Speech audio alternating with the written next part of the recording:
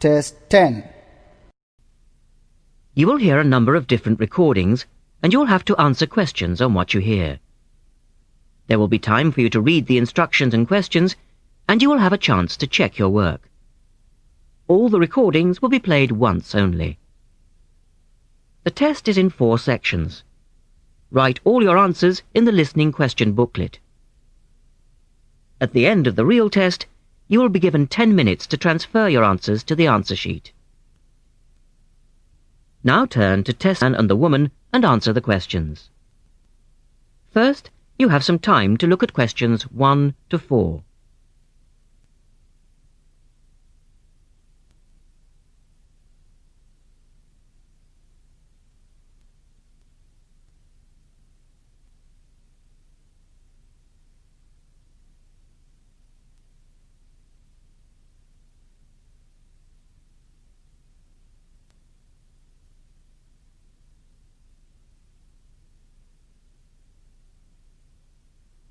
You will see that there is an example which has been done for you.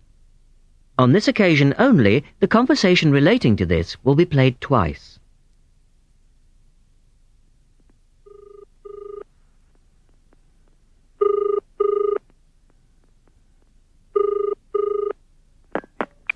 Good morning, University Language Centre. How can I help you?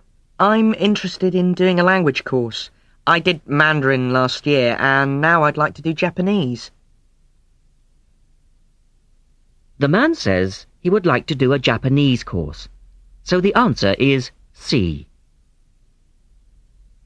Now we shall begin. You should answer the questions as you listen, because you will not hear the recording a second time. Listen carefully and answer questions 1 to 4.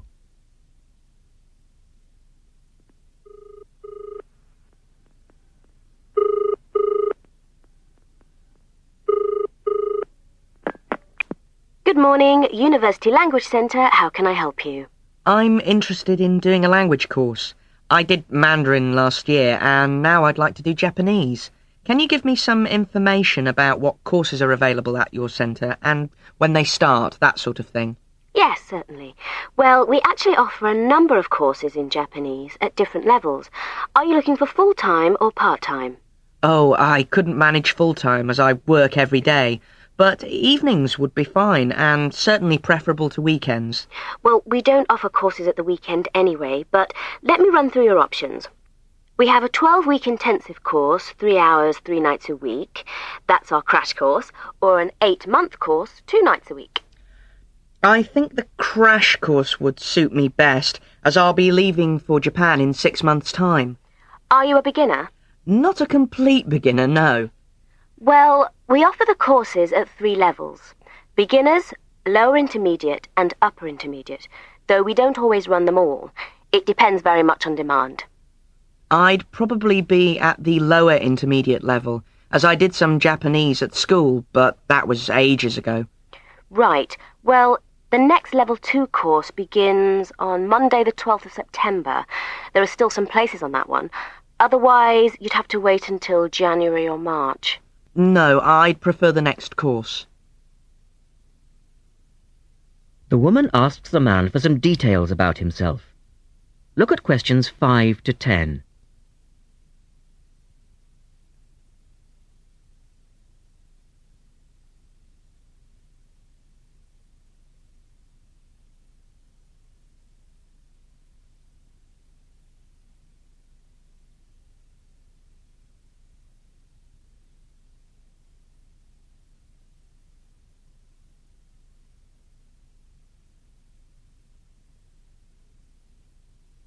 Now listen to their conversation and complete the form. Right. Can I get some details from you then, so I can send you some information? Sure. What's your name? A family name first. Haggerty. Richard. Hagarty? No, Hagerty. Oh, okay. And your address, Richard? Well, perhaps you could email it to me. Right. What's your email address? It's Ricky45, that's one word, RICKY 145@hotmail.com. And I just need some other information for our statistics. This helps us offer the best possible courses and draw up a profile of our students. Fine. What's your date of birth? I was born on the 29th of February, 1980. 1980? So you're a leap year baby. That's unusual. Yes, it is. And just one or two other questions for our market research, if you don't mind. No, that's fine. What are your main reasons for studying Japanese? Business, travel, or general interest? My company's sending me to Japan for 2 years. All right, I'll put down business. And do you have any specific needs?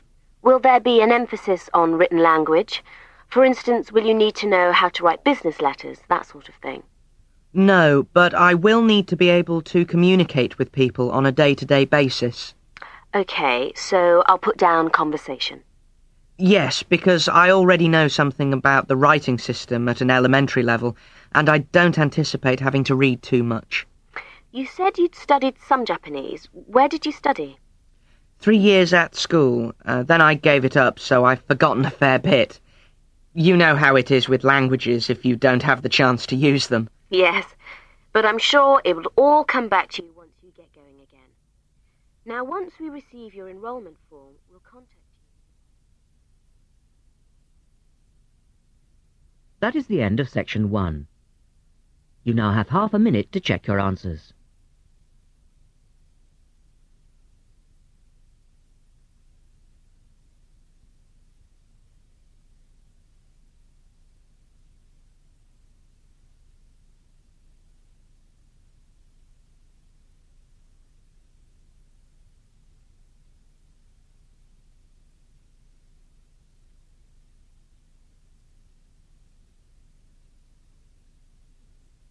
Now turn to section 2 on page 54. Part of the talk, answer questions 11 and 12.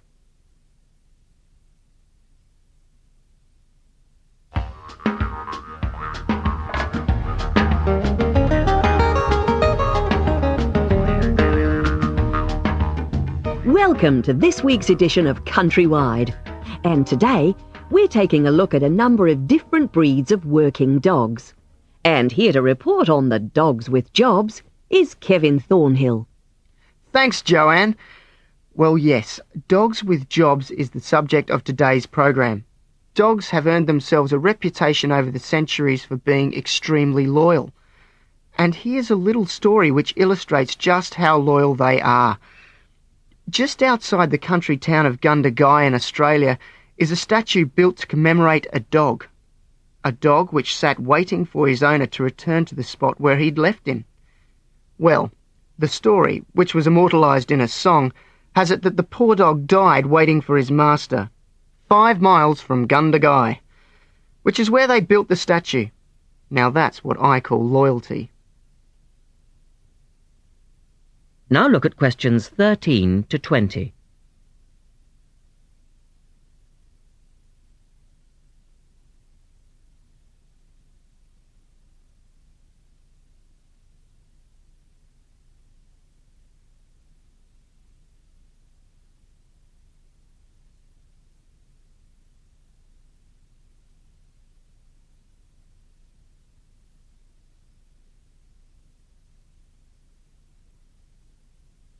As the talk continues, complete the table for questions 13 to 20. Well, because of their loyalty and also their ability to learn practical skills, dogs can be trained to do a number of very valuable jobs. Perhaps the most well-known of working dogs is the Border Collie sheepdog. Sheepdogs which work in unison with their masters need to be smart and obedient, with a natural ability to herd sheep. Some farmers say that their dogs are so smart that they not only herd sheep, they can count them too. Another much-loved working dog is the guide dog, trained to work with the blind. Guide dogs, usually Labradors, need to be confident enough to lead their owner through traffic and crowds, but they must also be of a gentle nature. It costs a great deal of money to train a dog for this very valuable work, but the guide dog associations in the UK, America and Australia receive no government assistance, so all the money comes from donations. Another common breed of work dog is the German Shepherd. German Shepherds make excellent guard dogs and are also very appropriate as search and rescue dogs, working in disaster zones after earthquakes and avalanches. These dogs must be tough and courageous to cope with the arduous conditions of their work, and so that they can be sent anywhere in the world to assist in disaster relief operations, effective dogs and their trainers are now listed on an international database. When you arrive at an airport here, you may be greeted in the baggage hall by a detector dog, wearing a little red coat bearing the words "Quarantine." These dogs are trained to sniff out fresh fruit as well as meat and even live animals hidden in people's bags. In order to be effective, a good detector dog must have an enormous food drive. In other words, they must really love their food. At Sydney Airport, where there are 10 detector dogs working full-time, they stop about 80 people a month trying to bring illegal goods into the country. And according to their trainers, they very rarely get it wrong. Another famous working dog is the husky. Huskies, which originally came from Siberia, have been used for decades as a means of transport on snow, particularly in Antarctica where they have played an important role. Huskies are well adapted to harsh conditions and they enjoy working in a team. But the huskies have all left Antarctica now because the international treaty prohibits their use in the territory as they are not native animals. Many people were sad to see the dogs leave Antarctica, as they had been vital to the early expeditions and earned their place in history along with the explorers.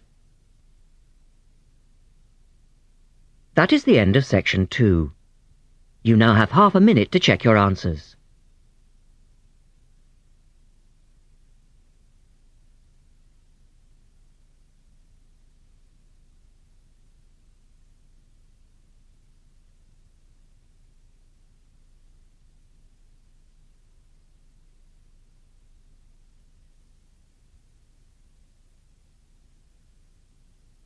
Now turn to section 3 on page 33.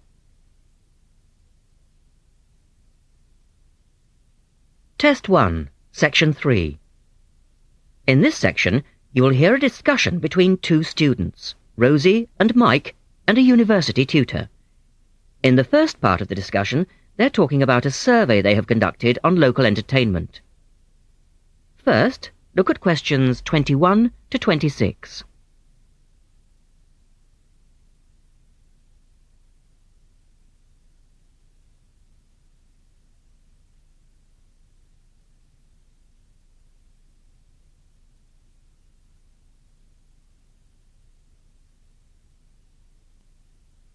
Now listen to the first part of the discussion and answer questions 21 to 26. Good morning, everyone. Well, I think we can start straight away by getting Rosie and Mike to do their presentation. Would you like to start, Rosie? Yes. Well, we've done a survey on local entertainment. Basically, we tried to find out how students feel about the entertainment in the town and how much they use it. Yes, so we've called our project Out and About. Yes, that's a good title, Out and About. We wanted to find out how well students use the entertainment facilities in town, whether they get to see the latest plays, films, that kind of thing. Now, we have our own facilities on campus, of course. Oh, yes. We deliberately omitted those as we really wanted to examine outside entertainment in the town as opposed to on the university campus. Actually, there were a lot of areas to choose from, but in the end, we limited ourselves to looking at 3 general categories: cinema, theatre and music. Right. OK, well, first of all, cinema. In the town, there are 3 main places where you can see films. There's the new multi-screen cinema complex, the old Park Cinema, and a late-night Odeon.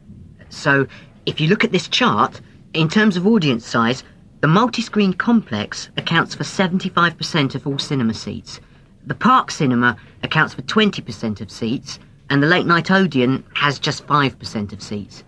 As you probably know, the complex and the park show all the latest films, while the late-night cinema tends to show cult films. So, when we interviewed the students, we thought the Complex would be the most popular choice of cinema. But surprisingly, it was the Late Night Odeon. Yeah, and most students said that if they wanted to see a new film, they waited for it to show at the park, because the Complex is more expensive and further out of town, so you have to pay more to get there as well. Yes, and that adds to the cost, of course, and detracts from the popularity, evidently. Well, next, we looked at theatres. The results here were interesting because, as you know, there's a theatre on campus which is popular, but there's also the Stage Theatre in town, which is very old and architecturally quite beautiful. And there's the large modern theatre, the Ashtop, that has recently been built. So you just looked at the 2 theatres in town? Yes, but the thing about the theatres is that there's a whole variety of seat prices. Also, the types of performance vary, so students tend to buy seats at both and like using both for different reasons. And if they want cheap seats at the Ashtop, they can just sit further from the front. What we did find that was very interesting is that there are periods during the year when students seem to go to the theatre and periods when they go to the cinema, and we really think that's to do with budget. If you look at this graph, you can see that there's a peak around November, December when they go to the theatre more, and then a period in April, May when neither is particularly popular. And then theatre viewing seems to trail off virtually, while the cinema becomes quite popular in June, July. I think you're probably right about your conclusions. In the second part of the discussion, Rosie and Mike talk about different music clubs. Look at questions 27 to 30 first.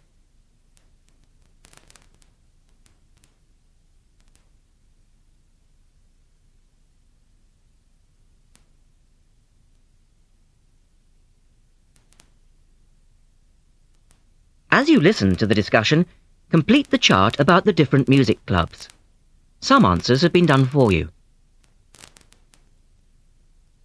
Listen carefully and answer questions 27 to 30. Well, lastly, we looked at music, and this time we were really investigating the sort of small music clubs that offer things like folk or specialise in local bands. So not musicals as such? That's right. We looked at 3 small music venues and we examined the quality of the entertainment and the venue and gave a ranking for these. A cross, meaning that the quality was poor, a tick, meaning it was okay, and 2 ticks for excellent. First of all, the Blues Club, which obviously specialises in blues music.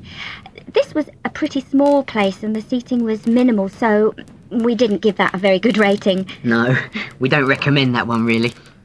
Then the Sansu, which plays a lot of South American music. It was a big place, very lively, good performers, so 2 ticks for that one. The Pier Hotel is a folk venue, a good place for local and up-and-coming folk artists to play. Not the best of venues, as it's in a basement and a bit dark, but the quality of the entertainment was reasonable and the lighting was very warm, so we felt it deserved an average rating. Now finally, there's the Bald Rock Cafe, which features big rock bands and is pretty popular with students, and we enjoyed ourselves there as well, so top marks for that one. And then, did you get any information from the students as to which of the clubs they preferred? That is the end of section 3. You now have half a minute to check your answers.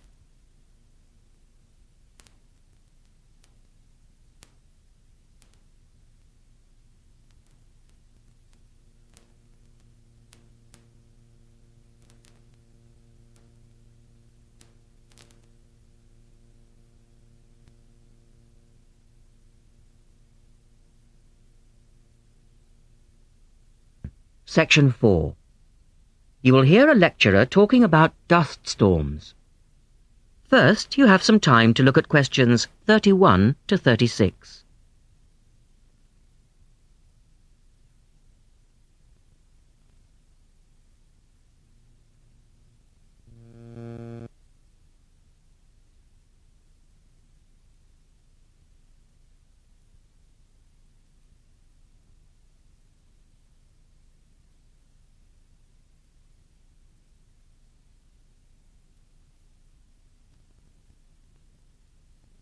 Now listen carefully and answer questions 31 to 36. In the last lecture, we looked at the adverse effects of desert dust on global climate. Today, we're going to examine more closely what causes dust storms and what other effects they can have. As you know, dust storms have always been a feature of desert climates, but what we want to focus on today is the extent to which human activity is causing them. And it's this trend that I want to look at, because it has wide-ranging implications. So, what are these human activities? Well, there are two main types that affect the wind erosion process, and thus the frequency of dust storms. There are activities that break up naturally wind-resistant surfaces, such as off-road vehicle use and construction, and there are those that remove protective vegetation cover from soils, for example, mainly farming and drainage. In many cases, the two effects occur simultaneously, which adds to the problem. Let's look at some real examples and see what I'm talking about. Perhaps the best-known example of agricultural impact on desert dust is the creation of the USA's Dust Bowl in the 1930s. The dramatic rise in the number of dust storms during the latter part of that decade was the result of farmers mismanaging their land. In fact, choking dust storms became so commonplace that the decade became known as the Dirty 30s.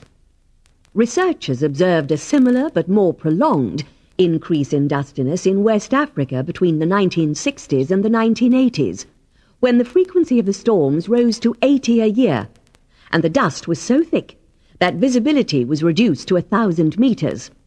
This was a hazard to pilots and road users. In places like Arizona, the most dangerous dust clouds are those generated by dry thunderstorms. Here, this type of storm is so common that the problem inspired officials to develop an alert system to warn people of oncoming thunderstorms. When this dust is deposited, it causes all sorts of problems for machine operators.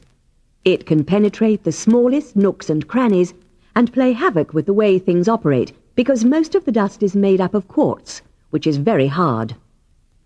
Another example. The concentration of dust originating from the Sahara has risen steadily since the mid-1960s. This increase in wind erosion has coincided with a prolonged drought, which has gripped the Sahara's southern fringe. Drought is commonly associated with an increase in dust-raising activity, but it's actually caused by low rainfall, which results in vegetation dying off. In the second part, the speaker talks about the drying up of the Aral Sea. Look at questions 37 to 40 and complete the flowchart. One of the foremost examples of modern human-induced environmental degradation is the drying up of the Aral Sea in Central Asia. Its ecological demise dates from the 1950s, when intensive irrigation began in the then Central Asian republics of the USSR.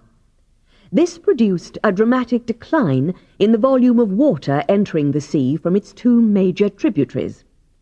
In 1960, the Aral Sea was the fourth largest lake in the world, but since that time it has lost 2/3 of its volume.